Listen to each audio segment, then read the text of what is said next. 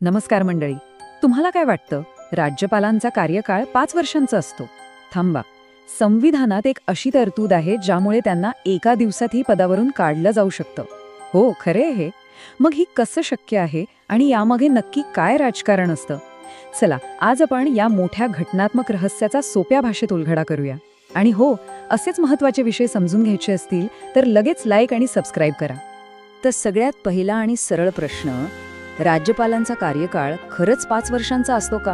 आता कागदावर पाहिलं तर उत्तर हो असं आहे, पण प्रत्यक्षात उत्तर थोडंसं गुंतागुंतीचं आहे आणि तेच तर आपल्याला समजून घ्यायचंय. या सगळ्या प्रश्नाचं उत्तर दडलंय ते आपल्या संविधानाच्या अनुच्छेद 156 मध्ये. बघा, हे कलम एका बाजूला म्हणतं की राज्यपालांचा कार्यकाळ 5 वर्षांचा असेल, पण त्याच दमात एक मोठी अट सुद्धा घालतं. ती अट म्हणजे राज्यपाल राष्ट्रपतींच्या मर्जीनुसार पदावर राहतील. आणि ह्याचा सरळ सरळ अर्थ असा होतो की केंद्र सरकार राष्ट्रपतींच्या माध्यमातून राज्यपालांना 5 वर्षांचा कार्यकाळ पूर्ण होण्याआधी कधीही पदावरून दूर करू शकतं. आणि ह्याच तरतुदीमुळे, ह्याच एका वाक्यामुळे सगळा वाद सुरू होतो की राज्यपालांचं पद हे एक निष्पक्ष घटनात्मक पद आहे की निव्वळ एक राजकीय सोय. हे समजून घेण्यासाठी आपण एक अगदी अलीकडचं उदाहरण पाहूया. हे बघा, जास्त जुनी गोष्ट नाहीये, अगदी 2023 मधलीच आहे. केंद्र सरकारने एकाच वेळी अनेक राज्यांचे राज्यपाल बदलले. आता यात लक्ष वेधून घेणारी गोष्ट काय होती, तर यात केरळ, पश्चिम बंगाल, तेलंगणा यांसारख्या राज्यांचा समावेश होता. म्हणजे अशी राज्य जिथे केंद्रातल्या सत्ताधारी पक्षाचं नाही तर विरोधी पक्षांचं सरकार आहे. मग काय, यावरून एक मोठा वाद सुरू झाला. राज्य सरकारांनी याला थेट राजकीय हस्तक्षेप म्हटलं.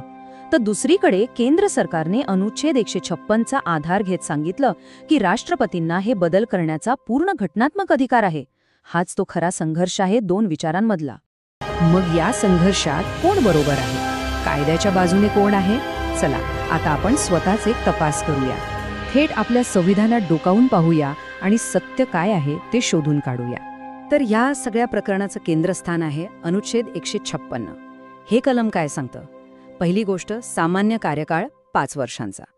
दुसरी आणि सगळ्यात महत्त्वाची गोष्ट, ते राष्ट्रपतींच्या मर्जीनुसार पद धारण करतात. तिसरं, राज्यपाल स्वतः राष्ट्रपतींना पत्र लिहून राजीनामा देऊ शकतात. आणि चौथं, जोपर्यंत नवीन राज्यपाल येत नाहीत तोपर्यंत ते पदावर राहू शकतात. मग ही राष्ट्रपतींची मर्जी म्हणजे नेमकं काय आहे? सोप्या भाषेत सांगायचं तर हा केंद्र सरकारचा तो अधिकार आहे ज्यामुळे ते राज्यपालांना कोणतंही स्पष्टीकरण न देता, कोणतंही कारण न देता पदावरून हटवू शकतात. आणि याच कारणामुळे हे पद अनेकदा वादाच्या भोवऱ्यात सापडतं. अच्छा, मग राज्यपाल बनण्यासाठी पात्रता काय लागते? अनुच्छेद 15, 57 आणि 58 नुसार 3च मुख्य अटी आहेत. 1, ती व्यक्ती भारताची नागरिक असावी. 2, तिचं वय 35 वर्ष पूर्ण असावं.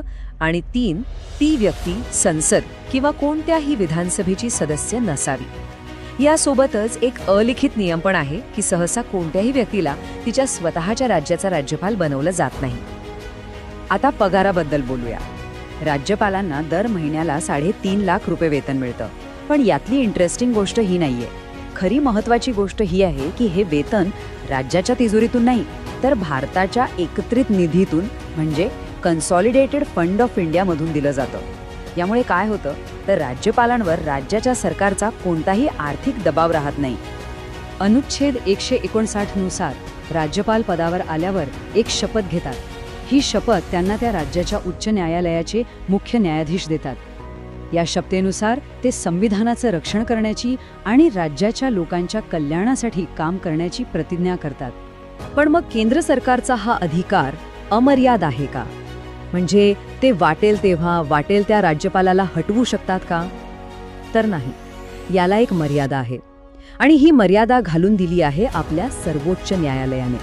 साल होतो 2010 आणि खटल्याचं नाव होतं BP सिंघल विरुद्ध भारतीय संघ. हा खटला या संपूर्ण प्रकरणात एक टर्निंग पॉइंट ठरला आणि या खटल्याने सगळं चित्रच बदलून टाकलं. सर्वोच्च न्यायालयाने स्पष्ट शब्दांत सांगितलं की राष्ट्रपतींची मर्जी म्हणजे मनमानी कारभार करण्याचा परवाना नाही. जर केंद्र सरकार आणि राज्याचे विचार जुळत नाहीत, फक्त या राजकीय कारणासाठी राज्यपालांना हटवलं जात असेल, तर त्या निर्णयाला न्यायालयात आव्हान देता येऊ शकतं. हा एक ऐतिहासिक निर्णय होता, ज्याने केंद्र सरकारच्या अधिकारांवर एक महत्त्वाची मर्यादा घातली. चला तर मग या संपूर्ण विश्लेषणातून आपण काय शिकलो, कोणते मुद्दे लक्षात ठेवायचे आहेत, ते अगदी थोडक्यात पाहूया. तर 4 महत्त्वाचे मुद्दे. 1. कार्यकाळ कागदावर 5 वर्षांचा. 2. पण तो पूर्णपणे राष्ट्रपतींच्या मर्जीवर अवलंबून आहे. 3. पात्रता अगदी सोपी आहे, भारताचा नागरिक आणि वय 35 वर्ष. आणि 4था आणि सगळ्यात महत्त्वाचा मुद्दा, सर्वोच्च न्यायालयामुळे या अधिकाराचा वापर मनमानीपणे करता येत नाही. त्यामुळे एक गोष्ट स्पष्ट आहे, राज्यपालांचं पद हे केंद्र सरकार आणि राज्य सरकार यांच्यामधला एक महत्त्वाचा पूल, एक दुवा म्हणून काम करतं. पण त्याचवेळी हेच पद अनेकदा राजकीय वादांचं केंद्रबिंदूही ठरतं. ही खरं तर एक दुधारी तलवार आहे. आणि हे सगळं आपल्याला एका शेवटच्या आणि खूप महत्त्वाच्या प्रश्नाकडे घेऊन येतं. या सगळ्या वादानंतर लोकांच्या मनात हा प्रश्न येतोच की आपल्या देशात राज्यपालांचं पद खरंच आवश्यक आहे का, की ते रद्द करायला हवं? ह्यावर आपले विचार काय आहेत? हे पद असावं की नसावं, आम्हाला कमेंट सेक्शनमध्ये नक्की सांगा. जर हे विश्लेषण आवडलं असेल तर लाईक करा, आपल्या मित्रांसोबत शेअर करा आणि अशाच माहितीपूर्ण चर्चांसाठी चॅनलला सबस्क्राईब करायला विसरू नका.